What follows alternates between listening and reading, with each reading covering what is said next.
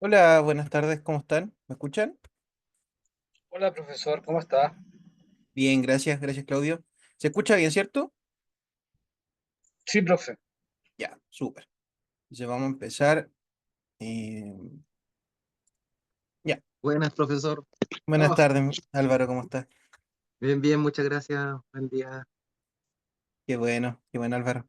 Bueno, entonces vamos a empezar con la clase de hoy. Somos poquitos, pero igual va a quedar para la grabación. Lo primero que les quería comentar es respecto a el tema de las evaluaciones. Yo creo que ya definitivamente este fin de semana, como tope, van a estar las evaluaciones ya listas, ya para hacerles bien los feedback y las notas ya listas en sistema, ¿ya? Me atrasé un poquito, pero estuve revisando porque pensé que ya estaba como una semana atrasado, pero considerando que lo enviamos un día lunes, claro, estoy atrasado como por 2 días en estos como 14 días que suele ser el margen para entregarles la evaluación, ¿ya? Así que agradezco igual toda la paciencia que han tenido y les pido un poquitito más para poder terminar de hacer ese proceso de revisión, ¿ya? Por otra parte, según la calendarización, hoy día era la segunda evaluación. Ya, y como les dije, cada vez que aparezca una evaluación fijada en el calendario, tiene que ver con que recién esa semana damos las directrices para que tengan una semana más de hacer la evaluación. ¿Ya? Entonces no es como que hoy día iba a ser.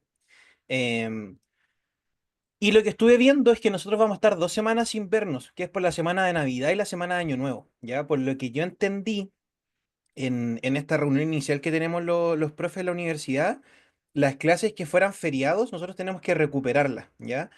¿Cuál es el tema? El tema está en que, tanto para ustedes como para mí, probablemente hayan algunas dificultades asociadas a recuperar la clase. Y como no tiene que ver necesariamente con nosotros, voy a consultar si es posible que yo les suba algún tipo de material, algún tipo de cápsula, ya para poder compensar esas clases que no nos podamos conectar o no nos podamos ver, ¿ya? Entonces, considerando que vamos a estar ese margen de tiempo sin vernos, lo que vamos a hacer en vez de darles hoy día la segunda evaluación, y además que tampoco le he entregado su primera nota, voy a entregarles las directrices de la evaluación la próxima semana, ¿ya? Y ahí desde la próxima semana les doy una semana para poder realizarla, ¿ya? Que claro, considerando que como va a ser miércoles 25, probablemente les diga que me la entreguen el jueves 26, ¿ya? O el mismo viernes 27, o podemos incluso flexibilizarlo hasta el 28, ¿ya? Entonces recién la próxima semana les voy a dar como las directrices de la evaluación y como el 25 no nos vamos a ver, van a tener toda la semana del 18 hasta el 25 y probablemente le extienda un par de días más hasta el sábado, ya considerando que es víspera de Navidad, Navidad y todo el tema, ¿ya?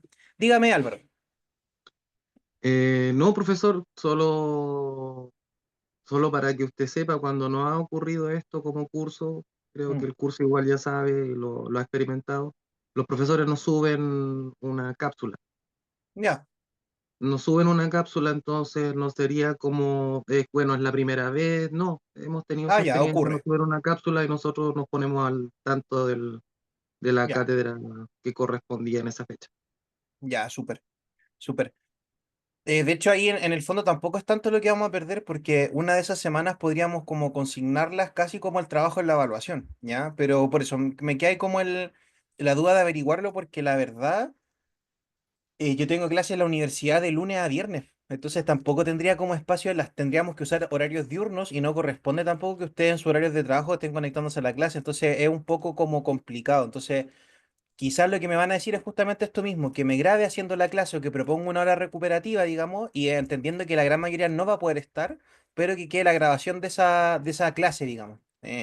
Porque claro, justo nos tocó, a los que tenemos el miércoles nos va a tocar 2 semanas seguidas de feriado, entonces si son 15 clases vamos a tener 13, ¿ya? Entonces ahí está un poco el tema, pues eso es lo que nos transmitieron a principio de trimestre. Pero... Pero eso, ya quedó pendiente ahí a avisarles bien cómo se va a dar, pero ya transmitirles sí con seguridad que la evaluación que vamos a empezar esta semana la vamos a empezar la semana del 18, ya miércoles 18 de diciembre, la próxima semana. Yo les voy a dar entonces las directrices de la segunda evaluación. Y ahí, como les decía, en- idealmente casi en un 90% seguro, ya sábado o domingo tengo que tenerle arriba la nota de la primera evaluación, ¿ya? Así que eso. Entonces vamos a empezar a revisarlo en la clase de hoy, ¿ya? Y cualquier duda o comentario que me quieran hacer, lo vamos revisando durante la clase, pero vamos a empezar porque es harto lo que tenemos que ver hoy día. Gracias, profesor. De nada, a ustedes. Ya. Entonces, ¿se ve cierto lo que estoy compartiendo? Sí, profesor. Ya, súper. Muchas gracias. Gracias, Álvaro. Entonces, ¿qué nos queda revisar en lo que es psicodiagnóstico infanto-juvenil? Ya que esta es la última clase de eso. Ya después nos quedan dos clases más de psicodiagnóstico adulto. Entonces, lo que nos queda ver de los psicodiagnóstico infanto-juvenil y de las pruebas gráficas, ya que tienen la misma lógica de lo que estuvimos revisando las semanas pasadas, ya digamos todo lo que corresponde a la unidad 2. Hoy día vamos a revisar el test de la familia, el test del dibujo libre y el test del HTP, ya test de HTP. Que el HTP es árbol, casa, persona, ¿ya? Solamente que la sigla. Está al lado, por si acaso. Está al lado la V de la B. Host Árbol, Tree casa, Person. claro, exacto. Entonces, ¿qué son esas siglas en inglés? Por lo tanto, a eso refiere, eso es lo que vamos a estar revisando. Y cada uno tiene sus consignas, sus propias formas de aplicación, cómo evaluar los resultados. Ya vamos a ir, obviamente, pormenorizando en las cosas más centrales porque son test bastante largos, ¿ya? Pero eso. Ya, entonces, si recuerdan de la clase pasada, yo les decía que por lo general el test de la persona bajo la lluvia está previamente acompañado de un test de dibujo libre. ¿Ya? ¿Cuál es el test de dibujo libre? Por lo general es el primero que uno le pide a los niños y a los adolescentes. Ya y en general a quien uno le aplique pruebas gráficas. Entonces, eh, la consigna puede variar entre dos consignas, que una sería, quiero que dibuje en esta hoja lo que tú quieras, ¿ya? O la otra que sería, dibuja lo que quieras. Entonces, en el fondo, ¿qué es lo que varía un poco? Es que en la primera consigna un poquito más directivo, ¿cierto? En el sentido de, cuando yo le digo a un otro que dibuje lo que tú quieras, puede tener que ver como con los intereses personales, y en el segundo caso, en la segunda consigna, puede que sea un poquito más abierto, ya un poco más dejado a la libertad, entre comillas, de que la persona dibuje lo que se le ocurra. Ya en ambas consigna eso, solamente que la primera un poquito más directiva. Ya es la única diferencia, pero en el fondo, en el caso del dibujo libre, la consigna siempre es una y que tiene que ver con que la persona dibuje lo que se le ocurra, dibuje lo que quiera, ¿ya? Entonces, la aplicación, la posición de la hoja, ¿cierto? Es en horizontal.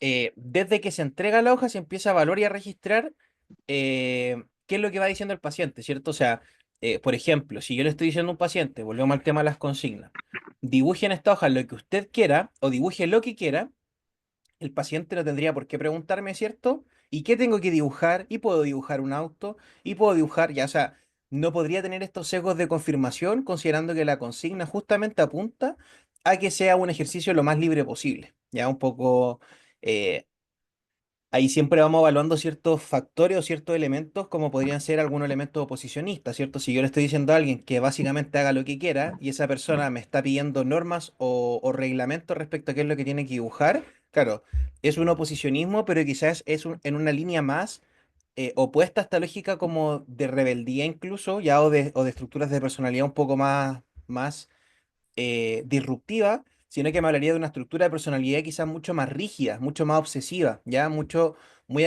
acostumbrada a esto del control. Por lo tanto, frente a una consigna tan amplia como dibuje lo que quiera, la persona podría entrar en una especie de, no es colapso, pero claro, le haría entre comillas un poco cortocircuito el hecho de que la consigna no sea más específica. Ya es un poco lo que tiene que ver el dibujo libre, y por eso se parte con el dibujo libre, porque en el fondo, si volvemos a las consignas propias de la psicología, ya donde la invitación siempre a los pacientes es a que nos comuniquen lo que sea que se les cruce por la mente, lo primero que venga, como sea, sin mesura, sin censura, ya que lo puedan, digamos, comentar o decir abiertamente, ya que el tema de la asociación libre, desde el punto de vista gráfico, el test del dibujo libre es un poco eso. Ya es el primer acercamiento donde yo al paciente le digo, bueno, aquí tiene una hoja en blanco, haga lo que usted quiera. Entonces, lo que surja de este primer test es súper valioso porque no está condicionado por ninguna consigna, ¿ya? Porque, por ejemplo, el test de la persona bajo la lluvia tiene una lógica muy específica, ¿ya? O sea, el test de la persona bajo la lluvia va a tener por lo menos, qué sé yo, una persona, va a tener lluvia. Este elemento del paraguas, como vimos, quizás es más relativo, pero por lo general la gama de dibujo va más o menos en la misma línea. ¿Qué pasa con el dibujo libre? Bueno, hay gente que dibuja autos, objetos, personas, animales, ¿ya? Y todo eso va a ser analizable, ¿ya? ¿Qué es lo que va siempre posterior a la aplicación en el test del dibujo libre? Se interroga al paciente respecto a qué es lo que quiso dibujar. Ya sea, por ejemplo, ¿qué es ese dibujo? Vamos a ir aquí a un ejemplo que tengo de dibujo libre. Si se fijan, yo le podría preguntar a mi paciente, ya le podría decir, ¿qué es eso? Ya puede que esto sea, claro, probablemente un pajarito, ¿cierto? O algún tipo de, bueno, cualquier ave, digamos. Aunque, por ejemplo, alguien podría argumentarme que esto también puede ser un avión. Ya, si se fijan, tiene una estructura de avión. Tiene una gola, ya tiene como esta forma. Claro, el avión, obviamente, toda su lógica aerodinámica y su lógica de infraestructura está basada en las aves, pues si por eso vuelan, pero en el fondo podría confundirse con eso. Ya, entonces, yo le podría preguntar, oye, ¿qué quisiste dibujar acá? ¿Qué significa esto? Por ejemplo, esto se nota que es una especie de choza si se quiere, ya como en el concreto de la palabra bien usada, digamos, es una choza, o sea, tiene como esta estructura como de casita de paja quizás, con una especie de chimenea al medio, un hornito, ya es como una especie de domo, ¿cierto? Entonces, todas esas son dudas que yo tengo que ir dilucidando y solicitando al paciente que me pueda narrar o me pueda aclarar qué es lo que quiso dibujar, ya para ver qué es lo que apunta a su dibujo. Ahora, si se fijan, como pequeño spoiler, entre comillas, esto es un dibujo libre y aquí el paciente ya incluye una especie de casa. Ya, entonces, va a pasar a veces que en el dibujo libre las personas se adelanten un poco a la consigna del House Tree Person y empiecen a dibujar con un poco de anticipación algunos de los elementos. Ya, porque justamente el HTP está pensado para que las personas dibujen cosas que se le hagan familiares. ¿Qué se le hace muy familiar a un otro? Bueno, las personas, las casas, los árboles, ya son como cuestiones bastante genéricas. ¿Ya? Ya, entonces, ¿qué factores podemos evidenciar? Bueno, podemos evidenciar ciertos elementos de oposicionismo, ¿cierto? Por lo que yo les decía.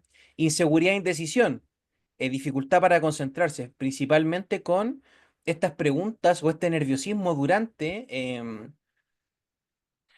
la poca, o sea, durante la propia administración de la prueba, ya justamente porque lo que yo espero en una consigna tan abierta como un dibujo libre es justamente que no aparezcan estas angustias o estos temores que incluso en el dibujo de la persona bajo la lluvia ya son un poco curiosos, ya porque en el fondo no es un dibujo con nota, no es una evaluación. En un dibujo libre es aún más extraño porque en el fondo es dibuje cualquier cosa, ¿ya? Aunque ojo, quien tenga una lógica más o una estructura de personalidad más asociada al control, probablemente estas consignas tan abiertas, ya o tan poco claras, podrían generar algún tipo de sentimiento asociado a la ansiedad, a la angustia, ¿cierto? Entonces, todos esos son factores que podemos evidenciar mediante el dibujo libre, ¿ya?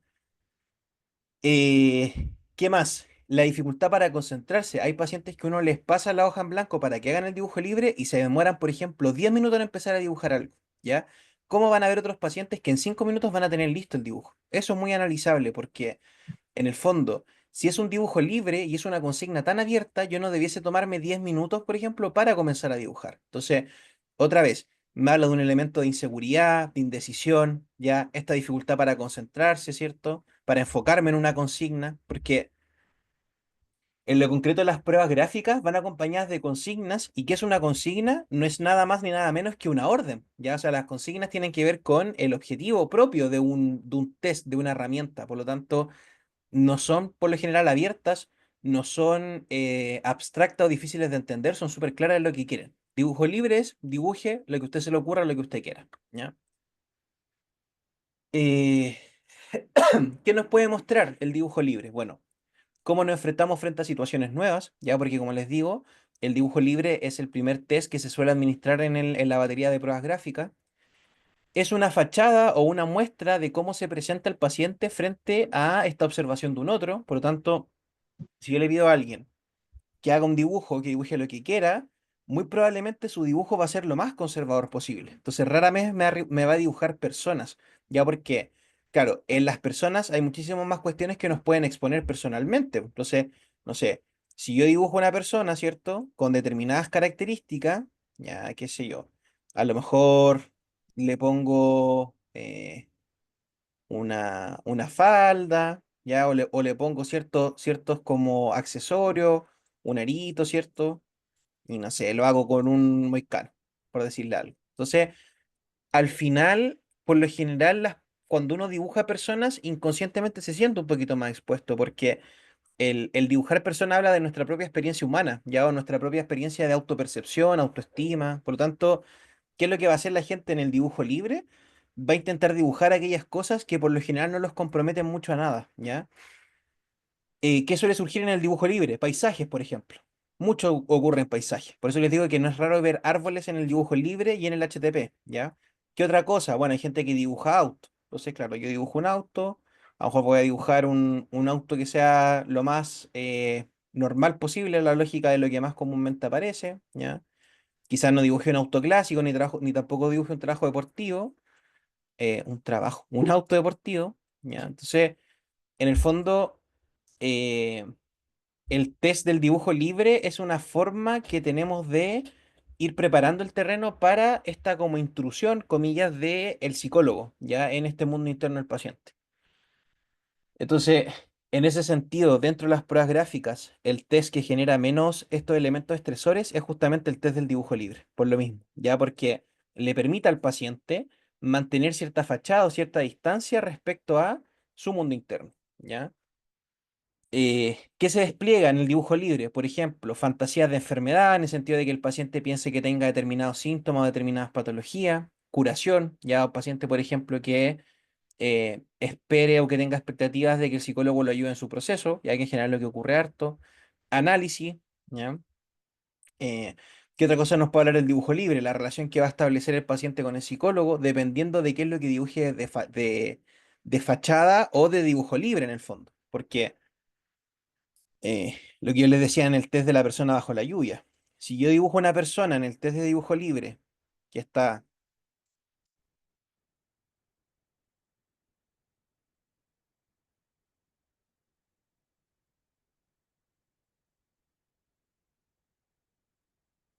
ya que está de espalda, por ejemplo, por lo general una persona que literalmente mediante el dibujo me está diciendo, ya, que no hay una apertura o no hay una disposición respecto a ser visto, que es una instancia donde uno es visto completamente la instancia de terapia psicológica. Por lo tanto, podría hablarnos de una especie de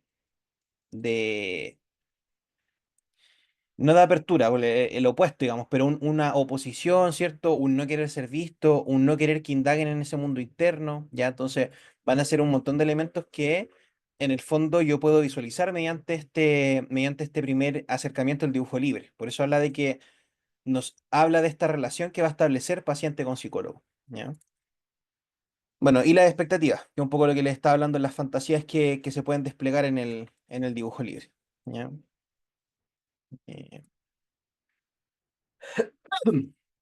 Entonces, respecto a los contenidos, ¿cierto? Que van a ir surgiendo en la medida en que yo le pida este relato a el paciente, el niño o el adolescente en cuestión, van a surgir una serie de contenidos, ¿ya? O sea, en qué tema se centró, lo que el niño va a reportar respecto al tema dibujado. Centrarse en el tema elegido se refiere a que si el paciente usó un auto, un paisaje, animales, ya ver qué temática tiene su dibujo, ya qué es lo que va a contar respecto al dibujo, cómo se podría relacionar este dibujo con la historia del niño, ya por eso les digo, o sea, si bien las pruebas gráficas son parte del proceso psicodiagnóstico, no necesariamente son las primeras sesiones, porque yo ya tengo que tener un poco de ese contexto de anamnesis, cosa que el dibujo que haga cobre más sentido, ¿ya?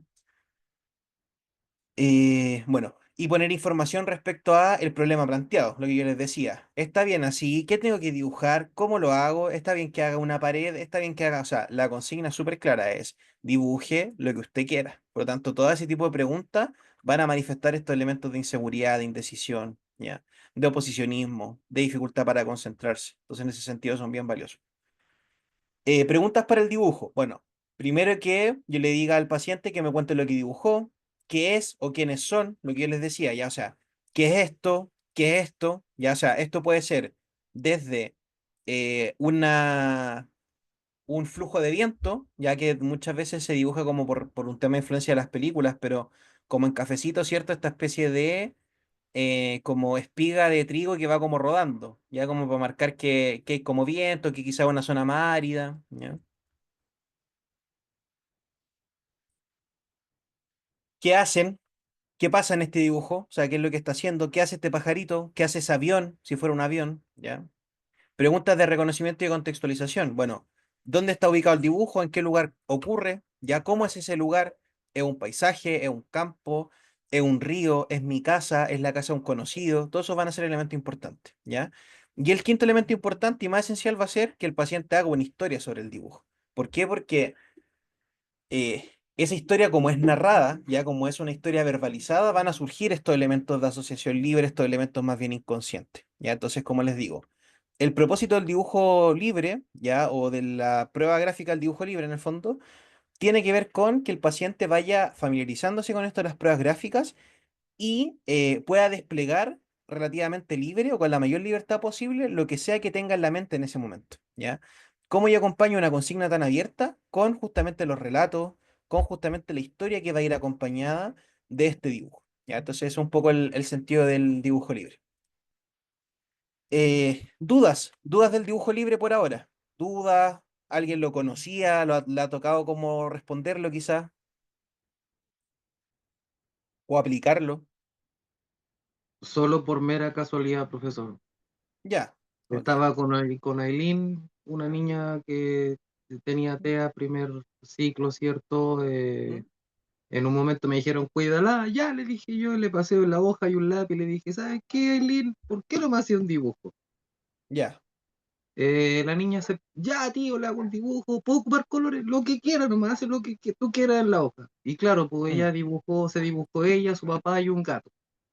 Ya. Y conversando con ella, le preguntando, sin tener conocimiento de esta prueba, me explicaba que no, que ella era ella, que estaba de su papá, que el gato se llamaba tanto, y empezó a relatarme el cuento. Entonces, va tomando como sentido lo que usted me va diciendo, que el niño Ya. puede interpretar, puede contar una historia, puede identificar perfectamente lo que, los patrones, los dibujos que está estableciendo ahí. Mm. Sí. Y claro, pues ella, como tiene su TEA, su restricción cognitiva era los gatos. Entonces, se da de la mano. Eso. Ya. Ya. Súper, Álvaro. Claro, entonces, un poco es lo que uno suele hacer en este primer acercamiento quizás con pacientes infantos juveniles, ya porque en un niño es muy natural, tal como es muy natural jugar y necesario, como les digo a los niños, la vía de acceso al inconsciente de un niño y la vía en que también un niño hace esta tolerancia psíquica quizás, o donde deposita muchas de sus frustraciones, muchos de sus anhelos, es mediante el juego, es mediante el dibujo, ya por eso la grafía en los niños toma un valor incluso esencial o mayor del que puede ser en un adulto, ¿ya? Lo que no quita que yo a un adulto le pueda aplicar una prueba gráfica. Evidencia de eso es el test de la persona bajo la lluvia, que tal como hablamos la semana pasada, muchos se lo han aplicado en contextos laborales, ¿ya? Entonces, eso respecto al dibujo libre, ¿ya? Como prueba gráfica y como herramienta del psicodiagnóstico. Entonces, el siguiente test que vamos a ver es el test o el dibujo de la familia, ¿ya? Entonces, otra vez, el dibujo de la familia se suele utilizar en contextos infanto-juveniles, ¿ya? Principalmente para conocer cómo es que el niño representa las relaciones familiares, ¿ya? O cómo representa su entorno o su familia. Entonces, en principio el niño podría dibujar su familia real o la familia que él sueña tener, ¿ya?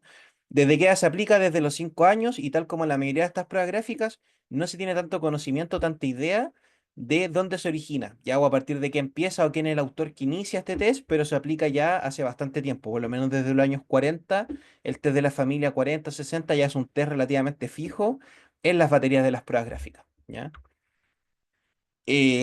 Por lo general un test bien explícito, por eso elabora tanto material psíquico, digamos, y por eso se ocupa hace tanto tiempo y se mantiene, porque en lo concreto en el dibujar la familia surgen muchos elementos. Pues ya lo que me contaba Álvaro, o sea, yo le planteo a un niño una consigna de dibujo libre y lo primero que me dibuja es su papá y su gatito es porque me está hablando de su familia, ya porque en la vida de un niño, de un adolescente, la familia cumple un rol esencial. Por lo tanto, de ahí el sentido de que sea tan relevante y una prueba que sea tan asertiva o acertada en la lógica de la batería de pruebas que voy a aplicar.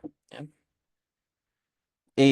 Consignas. Bueno, hay tres tipos de consignas, ¿ya? Y aquí sí varía dependiendo de la consigna. Yo le puedo decir a un paciente, dibuja tu familia, entonces ahí yo voy a hacer que haya una representación mucho más consciente y mucho más acertada y acotada respecto a la familia propia del paciente, ¿ya? ¿Dónde se ocupa mucho esta consigna? Bueno, en la lógica pericial, por ejemplo. Cuando hay lógicas de causas proteccionales o quizás causas penales en casos más graves, la prueba de la familia, en el sentido de dibuja tu familia, va a ser que em- eh, evoquen o aparezcan elementos más directos, ya más de directo análisis. Ah, con mi papá pasa esto, con mi mamá pasa esto, con mis hermanos pasa esto, me hacen esto, me pasó esto, compartimos de esta manera, o sea, mucho más directo, ¿ya?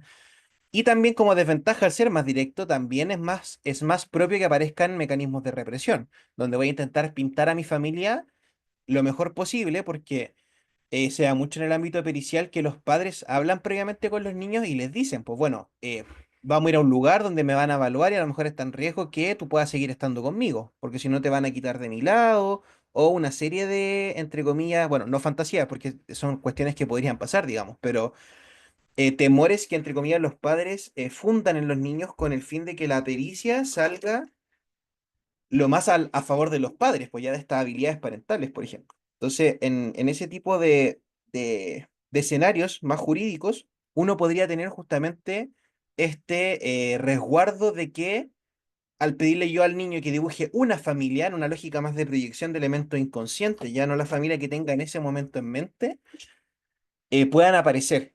Puedan aparecer, ¿cierto?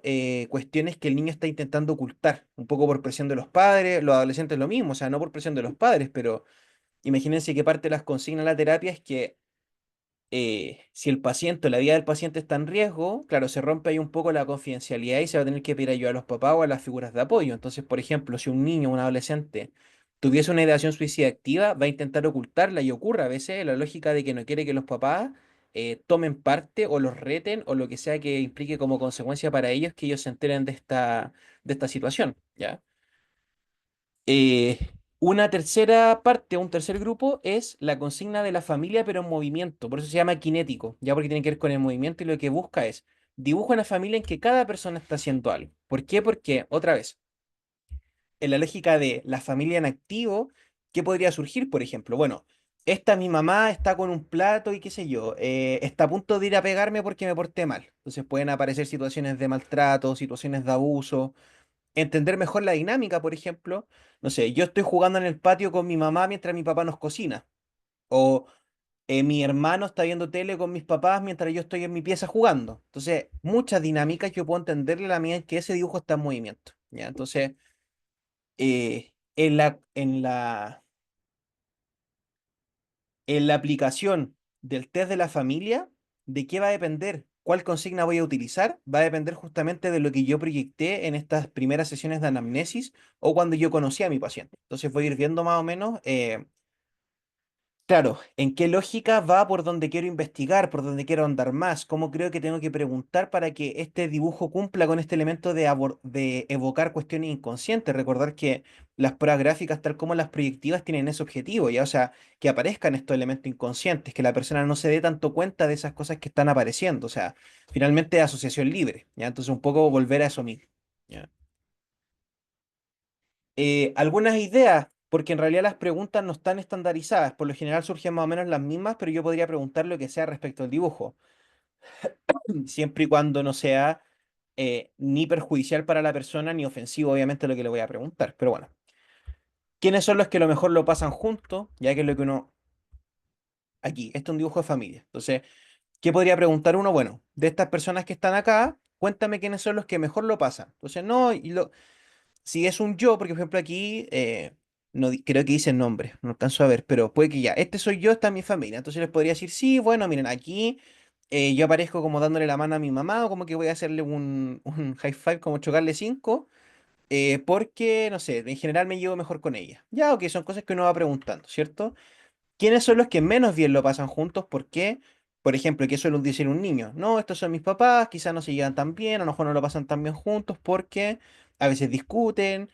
Yo veo que de repente mi papá, no sé, pues mi mamá no lo deja dormir en la pieza, o veo que de repente mi papá no llega, veo que de repente se gritan, ¿ya? O sea, una serie de cuestiones que van a ir surgiendo, como les digo, a través de estos gráficos, ¿ya? Y el que se suele usar muchísimo es la tercera, ¿ya? O sea, si pudiera hacerle un regalo, ¿qué le regalaría a cada uno? Claro, por lo general este es un niño un poco más grande. Entonces, ¿qué hacen los niños? No, eh, a mi hermano a lo mejor una bicicleta, yo me compraría una consola, a mi mamá le regalaría, qué sé yo, incluso hay niños que se rompen a veces, que se quiebran un poco como que le surge o le evoca llanto o pena porque dicen como, qué sé yo, le regalaría un auto a mi mamá para que no tenga que ir a trabajar en micro, ¿ya? O le regalaría plata a mi papá para que tenga más tiempo de estar conmigo, ya que también uno como que medio se le estruja el corazón, digamos, pero son cosas que aparecen. En general, los niños son capaces de verbalizar. Ya uno piensa que a lo mejor son cuestiones medias complejas, pero que se dan, ya aparecen, los niños son capaces de verbalizarlo. Entonces, es súper interesante. Y siempre les recomiendo que en el test de la familia pregunten qué le regalarían a cada uno de los miembros, porque incluso si el niño dice en realidad no les regalaría nada, yo puedo indagar, ¿y por qué no les regalarías nada? ¿A ti te regalan algo, por ejemplo? Y ahí yo puedo. Entonces, ¿qué es lo que hace uno como psicólogo? Se adapta mucho a los contextos. Entonces, a mí me pasa harto en esta época, que es víspera de Navidad y de Año Nuevo, los pacientes están mucho más angustiados de lo normal. Entonces es una temática que yo aprovecho porque me da muchísima información respecto a los pacientes. Ya obviamente, no lo presiono, no lo esfuerzo, pero si el paciente me comenta, no sé, qué sé yo, no, me van a dar el día libre el miércoles porque es feriado y el martes también me lo dieron libre porque es Navidad. Ah, ¿en serio? Oye, ¿y qué hace tu familia para Navidad? ¿Lo pasas solo? ¿Lo pasas con ellos? ¿Se entiende? Entonces, es una muy buena forma de indagar en las dinámicas familiares sin preguntar directamente a mi paciente, no sé, pues, ¿cómo te llevas con tu mamá? ¿Cómo te llevas con tu papá? ¿Cierto? Estoy preguntándole más por una dinámica en un contexto festivo, ¿ya? Entonces eso también me va a servir, ¿ya? Ya, variables de análisis. Súper importante en el dibujo de la familia, el tamaño, ya el tamaño de las figuras. Por eso es tan importante entender en qué etapa va a estar el niño, porque como yo les dije, hay una etapa en que dibujan todo medio amorfo y ahí obviamente esta variable pierde un poquito de poder, pero desde los 6 8 años los niños ya están dibujando en proporciones que corresponden. Entonces, qué sé yo. Yo he visto dibujos de la familia así. Papá, o ya mamá, mamá para que sea una lógica más chilena, sin obviamente desmerecer la labor de los padres, que hay mucho en el país y en el mundo, pero por lo general son más las mamás solteras. Mamá, le hizo como un velo de novia, inconsciente esto.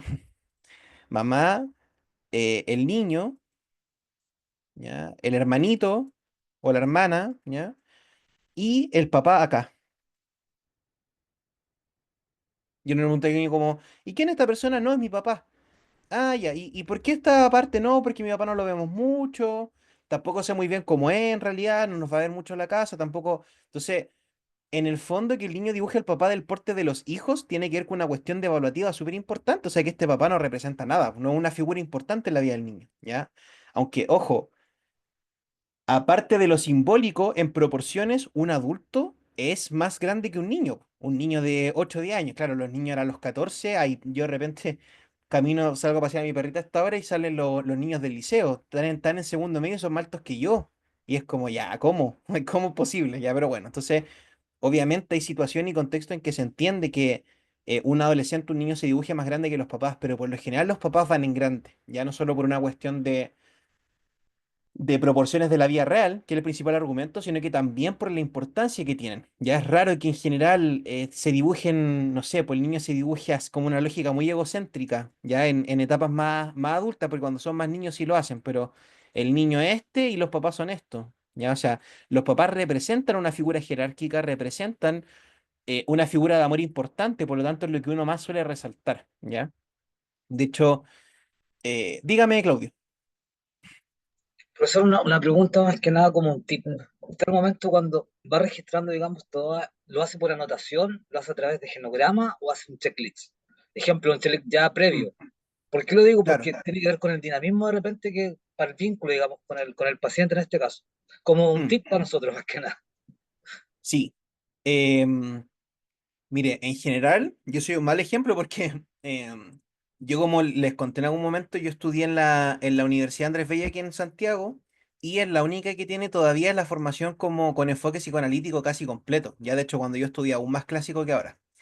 Y los psicoanalistas clásicos, porque Freud lo decía así, ustedes saben que Freud es como la Biblia de las personas que estudian con enfoque psicoanalítico, decía que no hay que tomar nota, porque en el fondo uno tiene que como que captar esos elementos que Frey hablaba de la atención parejamente flotante, que es un tipo de atención que es una atención plena en el paciente, pero que no se enfoca particularmente en nada. Yo no me quedo pensando en nada que me dijo el paciente, yo tengo que estar como es como una analogía de antena. Tengo que estar como captando todo lo que me pueda decir, todo lo que me pueda comentar. Y si yo hago clic con un elemento, yo ese elemento tengo que tomarlo. Porque ese elemento con el que hice clic, Freud decía que es un poco el punto inconsciente o el punto de lo que el paciente quizás no tiene tanto conocimiento, o que por la lógica de la transferencia o el vínculo terapeuta-paciente, yo me quedé con ese punto. ¿Ya? Entonces, todo este contexto. Es para explicarle un poco que, por ejemplo, yo no tomo notas, pero porque a mí me acompaña y la razón por la que yo creo logré estudiar la carrera y puedo seguir estudiando y todo es mi memoria. Ya yo tengo muy buena memoria, o sea, más que comprensión, más que memoria. Entonces, a mí, por ejemplo, si yo aplico esto, me voy a acordar de lo que me dijo el paciente. Ahora, ojo, cuando uno aplica batería de test, lo que sí yo hago posterior a la sesión, apenas se va el paciente, es que anoto, como que tabulo, ¿ya? Ahora, si fuera un test gráfico, una prueba, perdón, una prueba proyectiva, la anoto en el momento, tomo nota. Ya, eso se hace en toda aplicación de test, ya quizás menos en los psicométricos porque esos tienen su propia tabla de tabulación. Entonces lo que uno le pasa al paciente incluso a veces es, le va leyendo y uno va marcando. Entonces uno le lee al paciente, ya no sé, ¿qué tan angustiado me siento del 1 al 10? Entonces el paciente dice 7 y uno mismo se lo marca. Ya entonces uno lo va haciendo en el momento. Pero siempre, Claudio, por lo general, uno lo hace en el momento. O sea, como le digo yo sesión a sesión una anoto, pero siempre que aplico test estoy con cuaderno en mano, porque son demasiados los detalles. Entonces, en ese sentido, no es tan importante la fluidez o que el paciente nos vea con cuaderno, porque al final va a ser importante porque ocurren muchas cosas a la vez durante una aplicación de prueba gráfica. ¿Ya? No sé si le contesté, no sé si se me entendió la lógica, digamos. No, totalmente, es que había, por lo conocido, había visto diferentes mecánicas que utilizan los psicólogos, más que nada por Claro, su experiencia. sí, Muchas como mecánicas, incluso hacen como su propio proceso, algo muy sí, autónomo. sí, Eso, profe. sí. Gracias, Claudio. De hecho, al tiro le doy la palabra, José Manuel.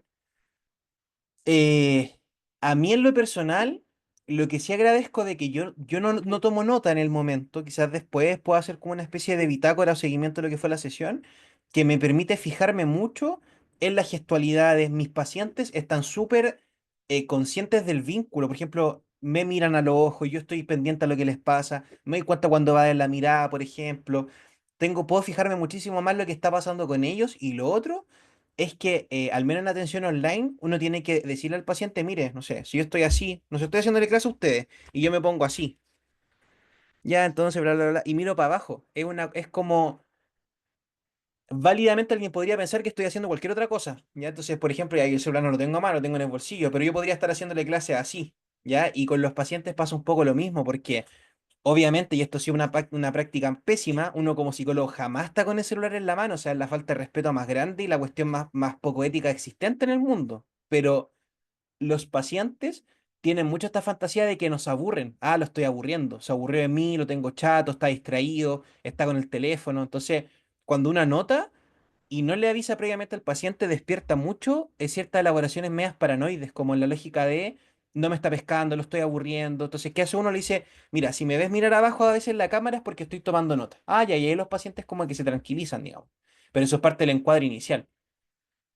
Entonces, por eso yo como que me mantuve en esto de no anotar, pero por lo general, en el 90% de los casos, los psicólogos anotan, siempre anotan todo lo que pasa, todos los detalles y todo el tema. Que siempre yo le advierto al menos a mis pacientes que son o sea, a mis alumnos que son practicantes, es que lo hagan, pero que le adviertan al paciente que están anotando un poco para ellos, es para uso personal y que eso no va a llegar a ninguna otra mano que no sea la de ellos, y que cada cierto tiempo miren a su paciente, porque hay muchos psicólogos que son de anotar y están todo el rato así y no miran al ojo a los pacientes. Y para un paciente, ustedes que a lo mejor han ido al psicólogo no, o lo que sea, el vínculo es súper importante, obvio, si estoy contando algo importante, entonces como que, no sé, pues mi paciente me está contando un duelo, una separación con su pareja, y yo estoy más preocupado de anotar. Obviamente, obviamente eso va a hacer que se desgaste el vínculo, ya se desgaste la parte humana de las sesiones, ¿ya? Pero en la aplicación de test, como son en ocasiones puntuales, eso no es tan problemático y en general tienen que anotar, ya casi obligatoriamente. O sea, tendrían que tener una memoria, no sé, brutal, privilegiadísima para saber qué dijo el paciente en cada una de las láminas de un test proyectivo, por ejemplo. Es que es imposible. Ya lo mismo en el gráfico, o sea, qué le regaló a cada integrante de la familia. Claro, a mí, por ejemplo, la memoria me da para acordarme los nombres de los familiares de mi paciente, pero me dura hasta papá, mamá, pareja, hijos. Pero no sé si me hablan de un tío, un primo, me acuerdo que me habló de un primo, pero no me acuerdo cómo se llama. Y ahí, por ejemplo, yo me caigo, porque en lo concreto yo debería poder decirle a mi paciente, bueno, tu primo tanto, con nombre, porque significa, es un movimiento que hace que el paciente sienta que es importante lo que me está contando. Entonces, lo que usted dice, el genograma, por ejemplo, es una muy buena herramienta el genograma, porque el genograma me permite ubicarme, ah, ya, este el papá, pero de veras que los papás son separados. Y esas cosas a uno se le pueden ir, porque la memoria obviamente es frágil, pues no aguanta para todo, ¿ya? A eso iba yo, profesor, que el genograma lo encuentro como súper como Es activo, genial por el así, genograma. en sí como Sí, súper activo, además uno sí. está mirando a los ojos, y otro que igual está, digamos, por ejemplo, no sé, una sesión online está como ejemplo, igual lo que usted indicaba, cómo yo me Mm, coloco en la cámara, uno se puede colocar hacia atrás, se muestra todo el cuerpo, puede mostrar la claro. gestualidad también de uno y el otro, le está Mm, diciendo al paciente igual, oye, como algo parecido, por así decirlo. mm. Eso, profe. Sí, sí, de todas formas, Claudio. De hecho, online es complejo porque ustedes ven que yo no miro a la cámara, pero es porque el banner de Zoom está debajo de la cámara. Entonces, yo para hablarle mirando a cámara, como que entre que me da como vergüenza ajena, entre como que me incomoda, que como periodista es como, mira la cámara, no sé, como de la tele. Yo me acostumbré a mirar acá. Entonces tengo la mirada ahí, po. Pero no es que esté mirando algo en la pantalla, no es que estoy jugando en el compo, es que lo estoy mirando a ustedes, po. O sea, pero los miro a esta altura, porque también me di cuenta. Yo de repente los muevo para allá y si se fijan yo miro para allá, entonces pueden pensar que estoy mirando algo acá afuera. Y como les digo, o sea, en este contexto quizás no es tan grave, porque espero que no piensen que estoy haciendo otra cosa, digamos, que obviamente sería válido que esté siempre la duda, como uno no sabe nunca online. Pero con los pacientes a uno le pasa, a mí me pasa como paciente, o sea, me ha pasado como, oye, Pescame, te estoy hablando, mírame, porque me ha pasado que si me atienden psicólogo o psicóloga, que los veo así, pero, no sé, pierna arriba, así como, entre comillas, que esa posición igual no tiene nada informal, digamos, pero medio como echado, así como mirando para abajo, o sea, me estás escuchando, pero no me estás mirando, no sé si me estás tomando atención plenamente, como también van a haber otros pacientes que no les gusta que los miren al ojo, un paciente más evitativo.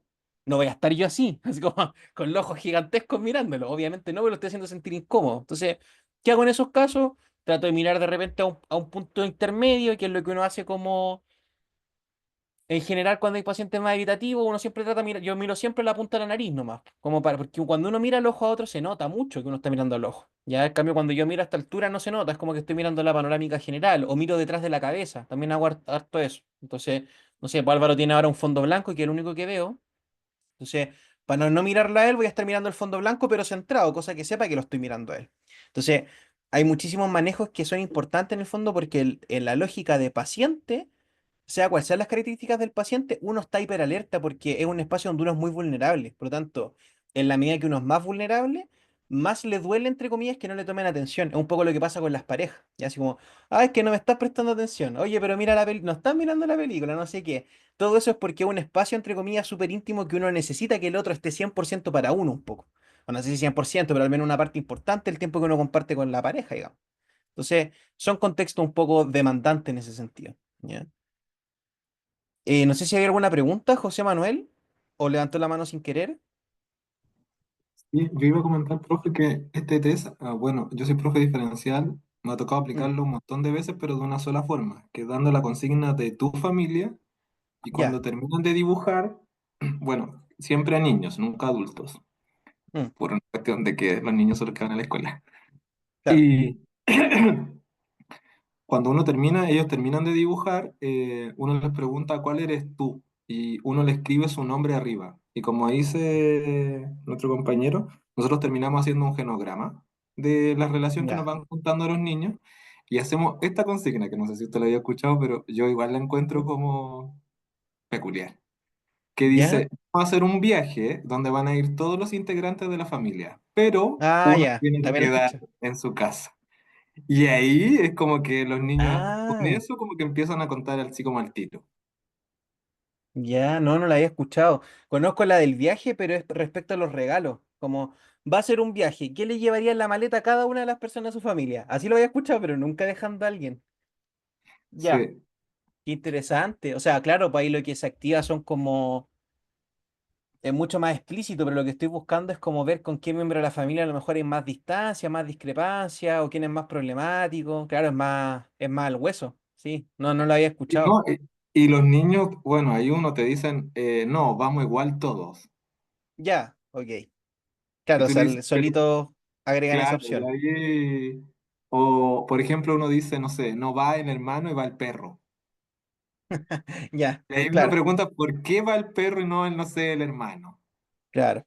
Sí, no, interesante. Bueno, ahí los niños cuando tienen hermanos de la edad o más chiquititos, como con poquita diferencia, son súper buenos para rivalizar entre ellos, pues, de hecho, o sea, a mí, una vez un niño me dijo, ¿qué le regalaría a tu hermano chico? No sé, tenían 12 y 10.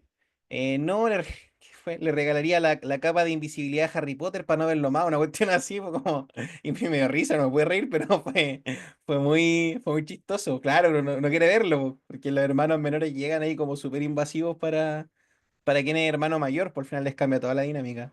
Pero ya no lo había escuchado nunca, claro, es que hay miles de aplicaciones al final, pues, o sea, las pruebas gráficas se aplican en varias áreas, pues, o sea, que como ustedes me dicen, que es educador diferencial, los psicopedagogos lo aplican, los terapeutas ocupacionales, los trabajadores sociales también algunos aplican hartas pruebas gráficas, los peritos como en la línea jurídica, los que aquí tengan como experiencia en técnico jurídico o situaciones del estilo también lo hacen a veces. Sí, son bien transversales. Ya, de hecho, ¿cuáles son más de la psicología? Psicología, si se fijan, porque los psicométricos igual lo aplican cualquier, digamos, profesión como del área, pero los que son más específicos de los psicólogos son los proyectivos, sobre todo, porque los proyectivos tienen una base conceptual que es mucho más de la psicología que quizás otras áreas no tendrían, digamos, el mismo bagaje conceptual o teórico, cuesta un poquito más entenderlo. Pero sí, o sea, tienen muchísimas formas de aplicarlo, muchísimas aristas. Por al final, probablemente la que yo les paso es más propia de los psicólogos, ya que tiene como, es todo con pinzas, usted se fija, así como, ya quiero preguntar por la relación, pero sin que se dé cuenta, claro, porque los movimientos en contextos terapéuticos son muchísimo más pensados y estratégicos, porque de romper un vínculo terapéutico desaparece el paciente. Me imagino que en un contexto de escuela o en un contexto de peritaje, el peritaje la persona está obligada a participar, así que no se va a ir a ninguna parte. Y en un contexto de colegio a lo mejor hay una confianza más construida, hay un vínculo que se ha armado más a lo largo del tiempo, porque uno como psicólogo no puede hacer entre sesiones, digamos. Entonces sí, hay muchas variaciones, ¿ya? Ya, entonces sigamos. Como les decía, la variable más significativa tiene que ver con el tamaño, ya el tamaño de cada una de los miembros de la familia. Bueno, la importancia del vínculo lo hablamos. Ya. Y en niños más pequeños, como les decía, cuando hay una dificultad en el tema de las proporciones humanas, porque no saben plasmar y no tienen tan claro, por ejemplo, qué sé yo, que en general la cabeza es más grande que el cuello y que la cabeza y que los hombros son más grandes que la cabeza, ¿ya? Entonces, todas esas lógicas de proporciones, que es una cuestión más concreta, no la manejan tanto. Lo que sí tienen siempre, pese a esta lógica de no entender las proporciones, es que los niños mientras más dibujan, más grande dibujan algo, es porque afectivamente tiene un protagonismo, ¿ya? O es más central en sus vidas, o tiene una carga afectiva importante. Entonces, dibujar grande a los papás y a las mamás, aparte de esta lógica de las proporciones humanas, digamos, como esta parte más estética, si se quiere, el dibujar a los papás grandes pasa desde siempre, porque el niño a la persona que más ama es a los papás, y sobre todo a la mamá, ya sea la figura materna, si es lo que suele pasar, ¿ya? Pero eso es como bien importante analizar en el test de la familia. Eh, ya.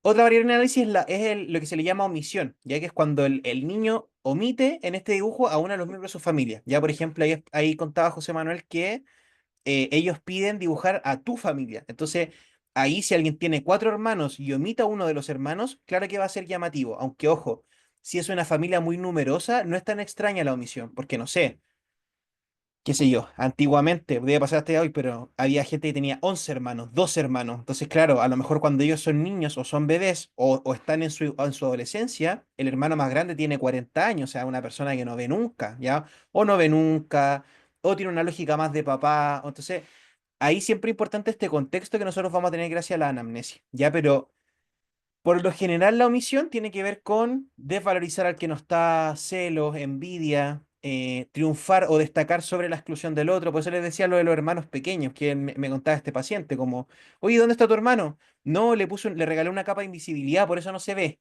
Ya entonces, como sacarlo de la ecuación, porque el hermano obviamente le generaba mucho celo a este niño, ¿ya? Y también está la omisión de sí mismo, que esa es más grave, ya sea, si un niño dibuja a su familia y no se dibuja a él, es súper grave en ese sentido, o puede ser grave, como les digo, todos los T gráficos son un complemento mínimo de lo que es la entrevista, pero es raro, ya sea raro que ocurra. Y podría ser símbolo de desvalorización propia, sentirse excluido, sentirse que uno no es parte de la familia, sentirse culpable, ser tan tímido a un nivel extremo, casi patológico, en el que ni siquiera quiero que me vean en un dibujo porque me da vergüenza, ¿ya? Que sobre todo pasa harto en niños que tengan como características físicas más notorias que ellos no puedan omitir de un dibujo, ¿ya? ¿Qué es lo que ocurre harto, por ejemplo, en niños que tienen accidentes o que nacen con, qué sé yo, amputaciones, por ejemplo, y que tienen prótesis? Entonces, cuando ellos se dibujan, como obviamente su propia excepción y como ellos se ven al espejo es con prótesis, en el dibujo les cuesta dibujarse porque no se quieren dibujar con prótesis, ¿ya? O por ejemplo, un niño que tenga prótesis se dibuja sin prótesis. No sé, trastornos quizás de obesidad importante, donde el niño notoriamente lo primero que destaque de su propio cuerpo tenga que ver con la obesidad, claro, probablemente en el dibujo se omita, ya o va a intentar esconderse, dibujarse atrás de los papás o dibujarse de otra manera. Entonces, por lo general es extraño que no aparezca esa figura de sí mismo, pero es súper importante si es que no está. O sea, cuando alguien me dice, dibuja tu familia, tú estás incluido. Ya, lo otro que podría aparecer, quizás pueda ocurrir en general en pacientes TEA, ya, o en pacientes que tengan una lógica un poco más concreta, que yo al decirle dibuja tu familia, no lo incluye a él. Ya, o sea, tu familia mi familia son, qué sé yo, papá, mamá, hermana, ya, el perrito. Pero tu familia no soy yo necesariamente. Yo soy parte de la familia, pero esa no es tu familia. Se entiende como una lógica demasiado concreta. Pero en general todos los niños entienden que ellos son parte del dibujo, sí o sí, ¿ya? Ya está. Ya, orden. Entonces, José Manuel, dígame. Es que me acordé también que de repente, no sé si le ha pasado a usted, pero a mí me pasa con los niños, por ejemplo, haitianos. ¿Ya? Cuando, bueno, sobre todo en ese test también les pido que se dibujen. No sé, pues las niñas se dibujan rubias y de pelo liso. Y cuando Ya, yo les digo, ¿cuál eres tú? Y me dicen ella. Y es como, ya, y ponle tu nombre arriba. Y es como otra niña, o sea. claro, exacto. Sí, ocurre, o sea, porque en el fondo, principalmente su color de piel ya es lo que hace que sufran de discriminación desde siempre. Es como inevitablemente, si no sean en la escuela va a ser socialmente, si no, o sea, siempre esta lógica de la exclusión, pues, como propia de las problemáticas de la migración al final, pues, y del racismo y de la discriminación, pues sí, tiene que ver con eso, no fuera nada como con la migración, digamos. Pero sí pasa harto lo que dice José Manuel, ¿ya? Entonces, súper simbólico, pues es un niño que está claro y que entiende, por ejemplo, que su color de piel es un problema, ya desde esta lógica de la discriminación que sufren. Entonces, en ese sentido pasa mucho con otros tipos de características físicas, con otro tipo de ideología, ¿ya? No sé si conocen, que no recuerdo el nombre en estos momentos, pero esta especie de gorrito que ocupan los judíos ortodoxos, por lo que entiendo, o no ortodoxos, uno de los dos, que es como este gorrito que va aquí arriba, ¿ya? O sea, claro, o sea, hay niños que pertenecen a la comunidad, que participan en la religión y todo, y no se dibujan con el gorrito, o puede que se dibujan con gorrito, o sea, en lo gráfico hay mucho este espacio de creatividad o como quizás plasmar una figura que no necesariamente soy yo porque tengo esa libertad de poder dibujarme como yo quiera, ¿ya? Entonces, algo que ocurre mucho en los niños. Álvaro, ¿qué me iba a decir? No, profesor, me estaba pensando nomás que eso pasa igual en distintos contextos, porque, por ejemplo, yo soy asiduo a la lectura, por ejemplo, a la animación japonesa. Mm, Entonces, desde el principio se han dibujado con los ojos muy grandes. Entonces, ellos no claro, son así. O se han visto exitosos en el fútbol, se han visto exitosos en el básquetbol. Entonces, uno entiende que es como una proyección del querer ser y también comunican algo desde lo muy implícito, desde el inconsciente. Entonces, como que exacto. va tomando fuerza y voy haciendo sentido lo que usted dice. No en un aspecto Sí. negativo, sino que de querer proyectar o de querer Claro, mejorar. es que volvemos a lo mismo, que el dibujo es mucho de la elaboración de la fantasía, entonces puede que sea mi propia experiencia o claro, lo que me gustaría que fuera. Sí, el Kipa, sí, Carla. Sí, gracias, se me fue. No, hasta ahora no. Iba a decir el Jihad en un momento, ahí sí que me mataban. Alguien de la sección me mataba. Lo dije igual, pero bueno. Al menos no me confundí en el ejemplo. Ya. Otra variable de análisis tiene que ver con los detalles y la perfección en ciertas partes del dibujo, ya, o sea, muchos niños dibujan, por ejemplo, a la mamá, a los papás con rosas, con velos, con vestidos, o sea, quien tenga el mayor nivel de detalles en un dibujo de la familia es por dos razones: o es la persona que más admira, con quien tiene un vínculo más estrecho, o en la persona con quien más siente culpa o con quien más tenga deudas. Entonces, la fantasía tiene que ver con reparar, ya sea reparar ese mal o ese daño que pueda haber hecho un otro. Ya, entonces, qué sé yo. Me ha pasado también niños o adolescentes que dibujan el test de la familia y al hermano le dan tremendo regalo, un auto, o sea, una cuestión así como desbordada de grande, pero es porque en el fondo los niños más grandes sienten culpa en esta lógica de, claro, querer al hermano, pero también como medio odiarlo, ya esta cuestión como medio ambivalente, como sentir celos, sentir envidia, tener rabia, es algo que ocurre, ya un fenómeno común entre hermanos de edades similares, ¿ya? Y edades dispares también, o sea, hermanos mucho más grandes que se llevan pésimos con sus hermanos pequeños. ¿Ya? Ya, la ubicación de los personajes. Bueno, otra vez, va a sugerir, ¿cierto?, la importancia del vínculo con la persona. Quien esté más cerca, si tenemos, por ejemplo, aquí un dibujo de la familia. Si este es el protagonista, este es el protagonista, esta niña, por ejemplo, ¿quiénes están más cerca? Claro, la mamá, por lo que entiendo, el papá, y estos deben ser hermanos. Entonces, muy probablemente esta hermana es mucho más cercana a la niña que estos hermanos, ¿ya? Entonces, yo también le puedo preguntar a mi paciente por qué dibujó a las personas así. Le podría decir, oye, ¿y quién es él? No, este es mi hermano X. Ya entonces le digo, oye, por qué está tan lejos de ti o por qué lo pusiste ahí? No, lo que pasa es que él de repente es como que se porta medio mal, entonces, para que no haga rabiar a mis papás, por decirle algo.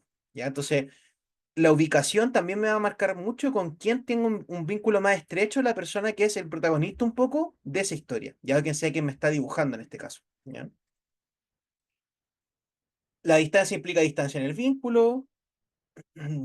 Y importante observar si el dibujo denota falta de interacción. Por ejemplo, este dibujo tiene falta de interacción, porque si se fijan, acá hay una interacción, y a mí me da la impresión de que esta es la mamá, ¿ya? Entonces, la mamá tiene una interacción con uno de los hijos, o puede que sea el padre, ¿ya? O sea, tiene una interacción con alguien, ¿ya? No cercana ni estrecha, porque están hablando como uno podría hablar con cualquier persona en la calle. Esta persona de acá no tiene interacción con nadie, está absolutamente en otro mundo. Este podríamos decir que está mirando hacia arriba y esta persona está completamente rígida. Entonces, las interacciones en este dibujo de la familia, y de hecho, si ustedes miran los planos, no están al mismo alcance, no están todos juntos, una familia completamente, no sé si fragmentada, a lo mejor un poco exagerado, pero sí un poco parcelada, ya un poco dividida en ese sentido, ¿ya? Eh, si por el contrario yo contrasto con este dibujo, fíjense, o sea, acá al menos hay una intención de darse las manos. Entonces es una familia que yo podría pensar está un poco más unida. Aunque, ojo, algo pasa con esta niña, ¿ya? Que me da la impresión a mí que está con una cuerda a saltar, si se fijan. Entonces, si todos tienen a disposición las manos para darse las manos, es súper llamativo o podría ser un elemento el hecho de que la niña de acá no está dispuesta un poco a darle la mano a nadie porque está con la cuerda a saltar, tiene un objeto. ¿Ya? Entonces, también va a ser súper importante la intención de interacción con otros, ya que se manifiesta en el test, ya o en el dibujo. Ya, otra cosa importante, si la pareja parental ya aparece unida, está separada, ya, no sé, para aquí se nota que es un matrimonio, ya, entonces, o sea, no sé si están de la mano, pero están muy cercanos, probablemente están juntos. Distinto es que el niño dibuje el papá, la mamá con una pareja, ¿ya? Y el papá con su otra pareja, porque hay familias que se componen de esa manera, digamos. Ahora, también es súper distinto que el niño dibuje al papá por acá, que este papá estuviese acá y que la mamá estuviese en el otro extremo, en el otro puesto, porque otra vez, para los niños es natural dibujar a los papás juntos, porque los ven juntos, ven que los papás se dan la mano, ven que los papás conversan más que con otra gente, otros como agentes de la familia, tienen otro tipo de relación, probablemente caminan de la mano, ¿ya? Y si el niño se dibujo algún integrante estuviera con una X.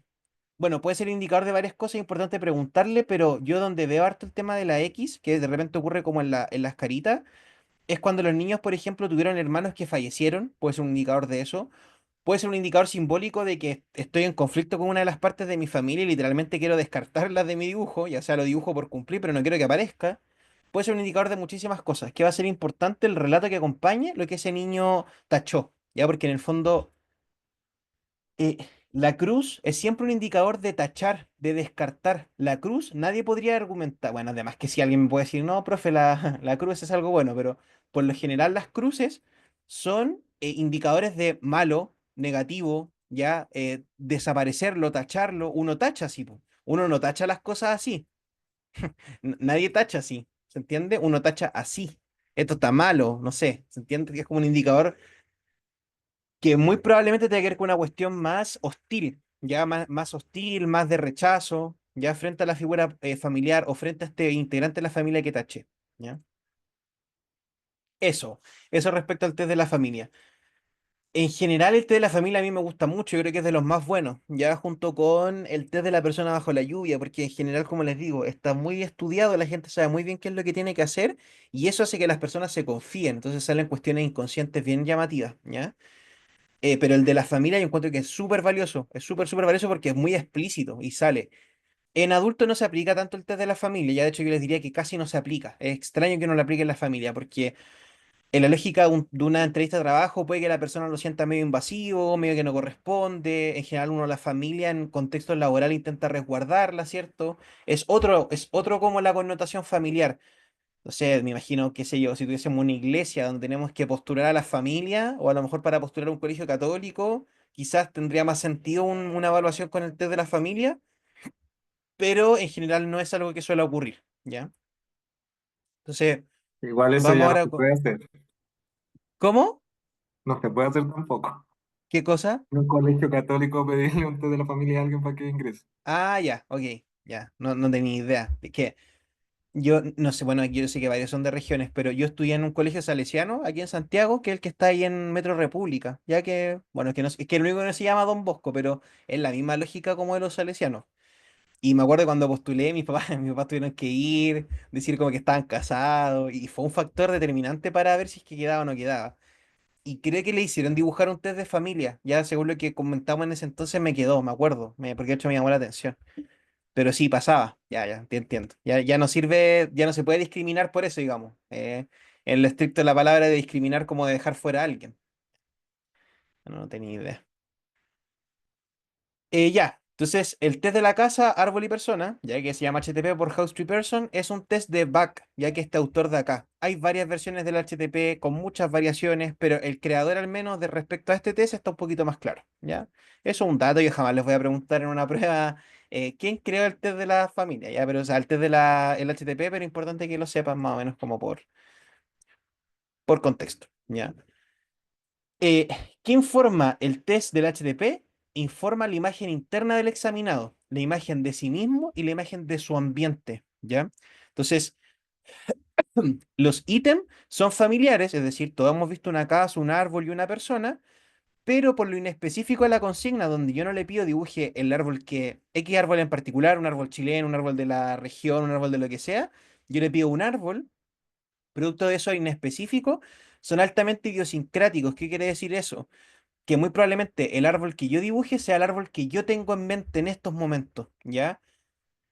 Y como yo les decía, nosotros dibujamos mucho los árboles así, pero por una lógica de dibujo animado, que el árbol va así y va con esta cosita al medio, ya que donde yo les decía que en los países anglo, al menos en Estados Unidos o en esas partes del continente, claro, los árboles tienen este sacadito comúnmente porque es donde viven las ardillas, pues las ardillas obviamente se encargan de roer, son roedores las ardillas, sí, cierto, bueno, da lo mismo, se encargan de romper este centro de los troncos y viven allá adentro, ya o guardan su comida o lo que sea. Aquí en Chile los árboles no suelen tener esta cuestión tan marcada o esta estructura, ¿ya? Entonces, qué sé yo, si una persona que vive en todo esto desde el sesgo, ya, pero Antofagasta, Calama y en el desierto, por ejemplo, o allá hay mucho más cactus que árboles tipo un ficus, ya, o un gomero. Claro, yo entiendo que el cactus yo no lo voy a analizar como, no sé, un árbol a lo mejor más oposicionista, más rupturista. Si yo le pido un árbol, ¿por qué me dibuja un cactus? Bueno, porque la idiosincrasia del lugar donde vive la persona hace que cuando yo le hablo de árbol pienso en un cactus. Ya, o sea, el principal representación de un árbol que pueda tener, ¿ya?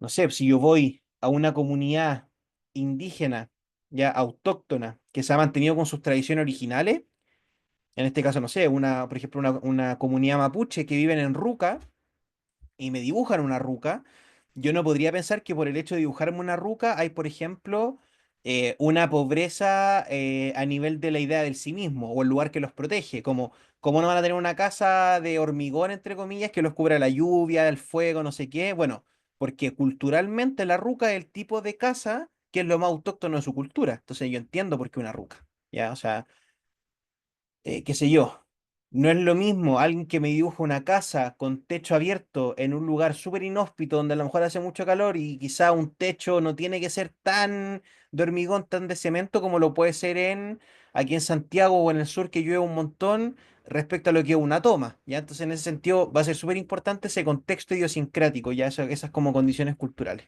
¿ya? Espérame, ahí se me pegó acá. Entonces, aplicación. Ya, la aplicación original, que es la que más les voy a mostrar hoy, es que uno le pasa una hoja para la casa, una hoja para el árbol y una hoja para la persona. Se ocupan tres hojas distintas, no se integran en el mismo dibujo, ¿ya? El test de la HTP, que es los tres dibujos juntos, se llama HTP integrado y se analiza y se tabula de una forma diferencial, porque en el integrado va casa, persona, árbol, ¿ya?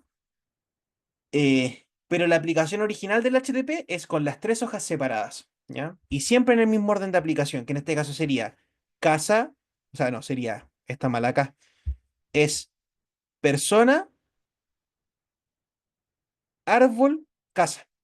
Ya ese es el orden, persona, árbol, casa. Entonces, siempre el mismo orden, no tiene tiempo de aplicación, no se dan más especificaciones, se le dicen, bueno, mire, aquí tiene tres hojas, dibújeme en el siguiente orden, tiene que ser en ese orden, una persona, un árbol y una casa. ¿Ya? Eso en el caso del HTTP clásico, el primero que existió. ¿De qué nos informa la casa? Bueno, nos va a informar de, disculpen, les dije mal el orden, estaba bien. Es casa, árbol, persona. Ya, sí, se lo anoto acá. Me confundí por los otros test. Casa,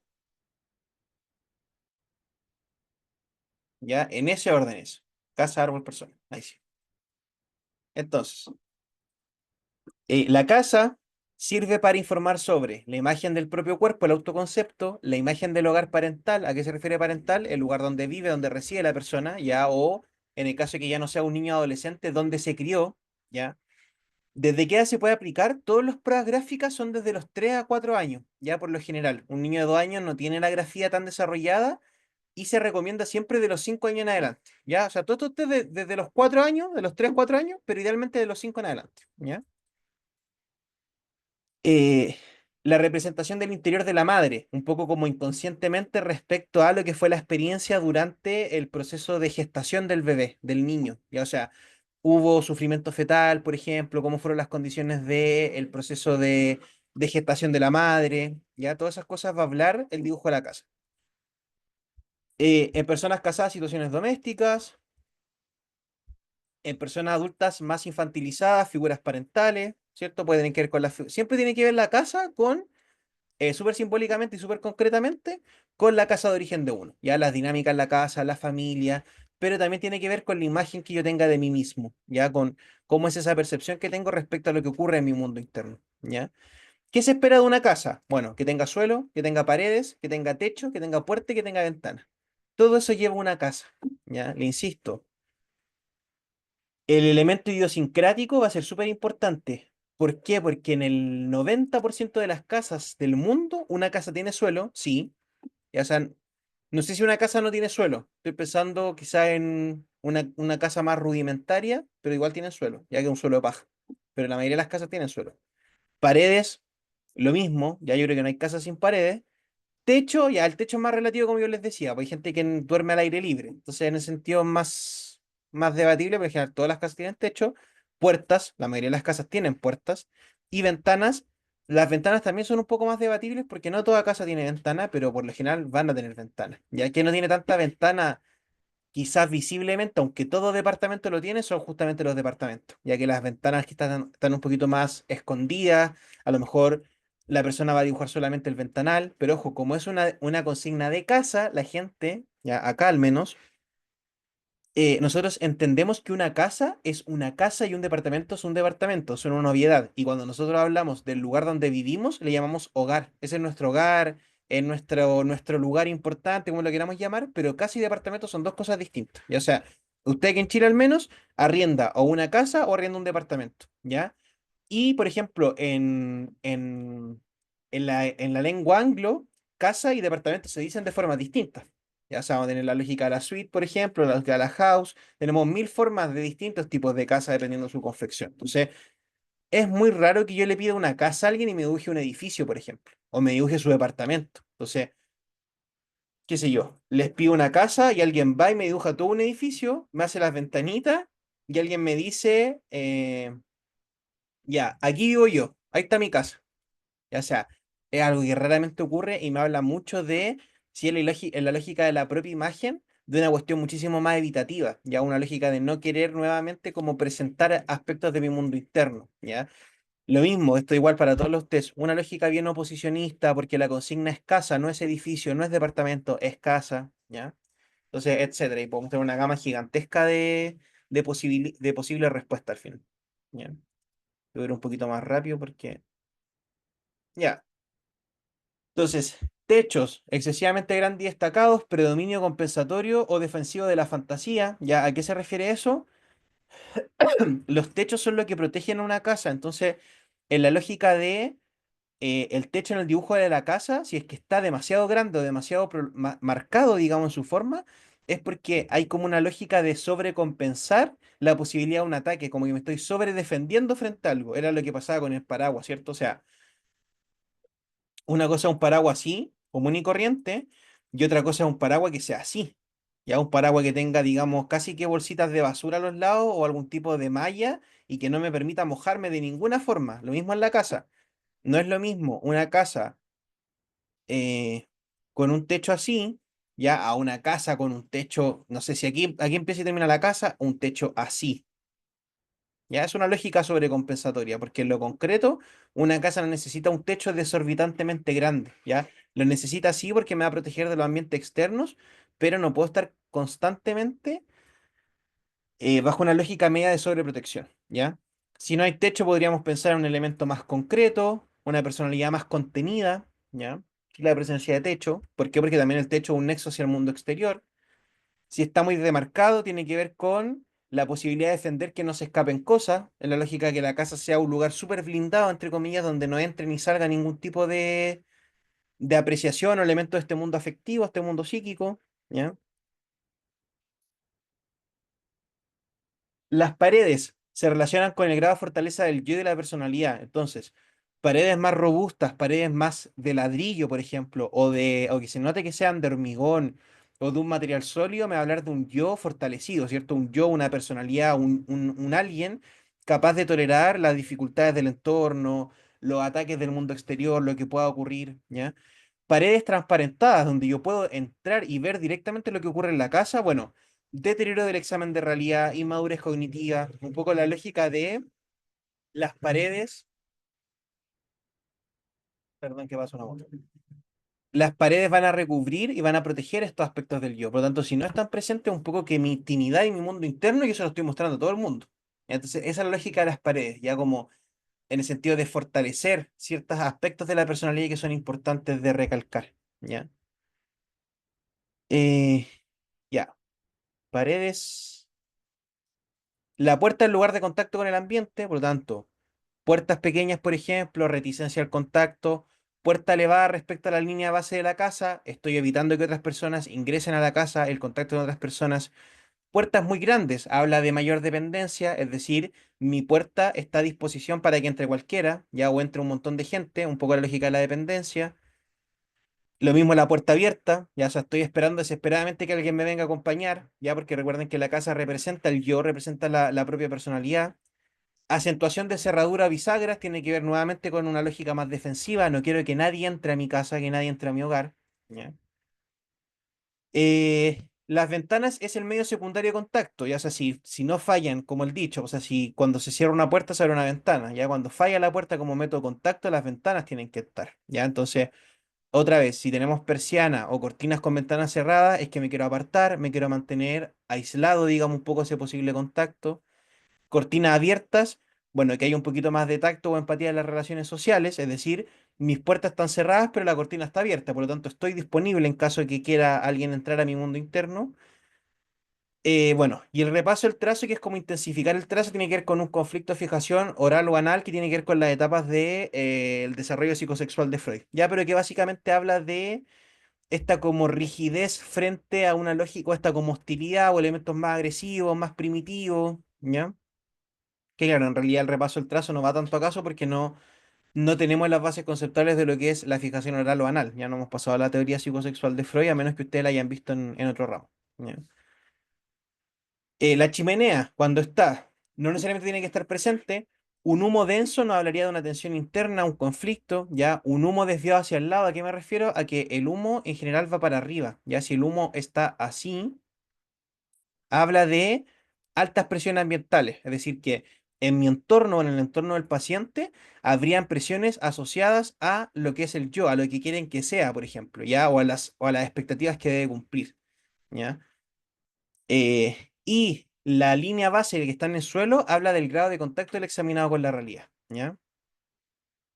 Nos quedan algunas diapositivas, pero ya las vamos a revisar la próxima semana, ya porque si no, no vamos a alcanzar y las quiero pasar con detalle. Pero eso al menos la primera parte del HTP.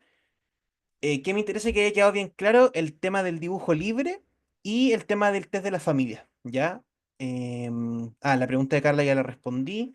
No sé si hay alguna pregunta, no sé si se va entendiendo más o menos la lógica, cosa que la otra semana retomemos lo que nos falta del HTP, que sería ya lo que nos queda de casa, lo que nos queda de persona y lo que nos queda de árbol, ¿ya? Profe, yo tengo una Di- duda dígame, respecto Carla, al texto que nos dejó la semana pasada, creo. La estaba ¿ya? leyendo y me aparecía que en algunos dibujos se lograba Mm, identificar enfermedades psicosomáticas y eso me llamó sí, la atención. sí, Me imaginé yo puede dolores de ser. cabeza, no sé. Sí, no, claro. Las enfermedades psicosomáticas son, por ejemplo, derivadas de somatizaciones justamente por conflictivas psíquicas, pero que, por ejemplo, no sé, los niños se dibujen o el adulto se dibuje con, qué sé yo, agarrándose el hombro,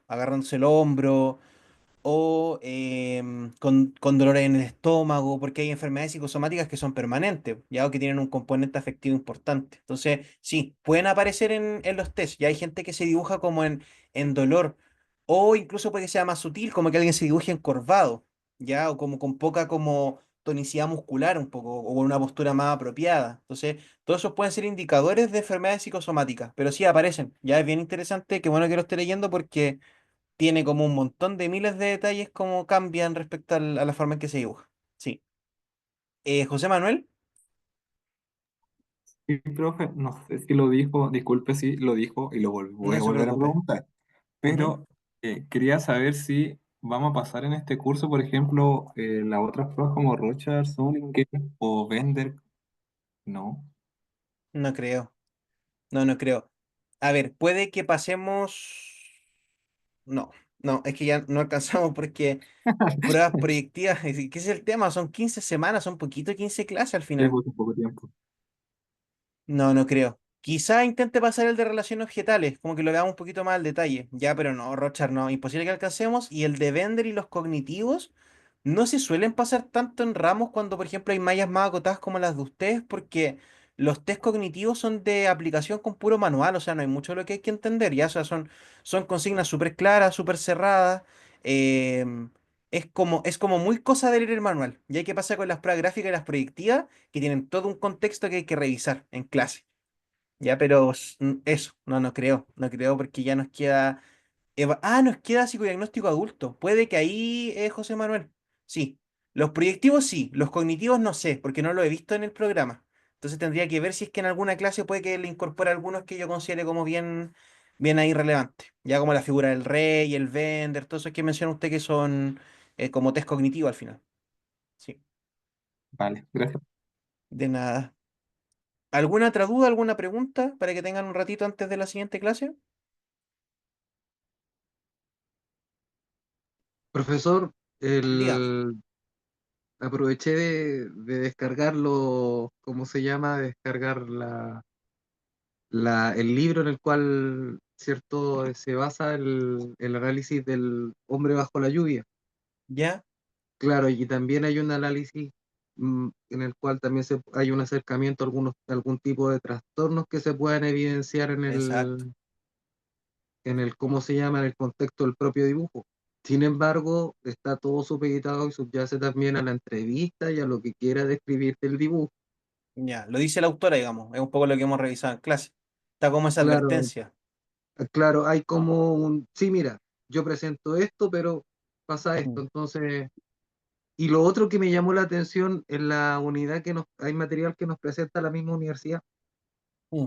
de la unidad 2, habla Sí, de una medición de los árboles en cuanto a la edad de conflicto, sí, entre la medición entre el tronco y lo frondoso del árbol. sí. Claro, yo sé que a lo mejor eso a lo mejor no es para este ramo, pero quería hacer la No, sí. consulta nomás. De todas formas, de hecho me faltó ver el árbol y ahí lo vamos a revisar ya la otra semana porque tengo que pasarles tronco, raíces y ramas. Y ahí está lo que usted me dice y lo vamos a revisar. ¿Qué significa? ¿Qué podría ser? Sí, así que nos queda pendiente eso por ver. Ya, pero lo vamos a revisar. Así que eso. Los dejo entonces, queda pendiente de subir en las notas. Ya como les decía, me he demorado un poquito más, así que igual agradezco la paciencia que puedan tener con eso. Y la evaluación recién la otra semana, yo les voy a plantear cuál es la consigna de la evaluación y les voy a dar ahí hasta por lo menos, van a ser por lo menos 7 días, pero yo creo que en total van a ser unos 10 12 días para que la puedan realizar. ¿Ya? Así que eso. Cualquier cosa estamos en contacto, así que cuídense, que estén bien. Ahí éxito la clase que viene y nos estamos viendo la otra semana. ¿Ya? Así que eso. Chao, chao. Profe, que esté Chao, bien. profesor, hasta luego. Cuídense, que estén bien. Vale.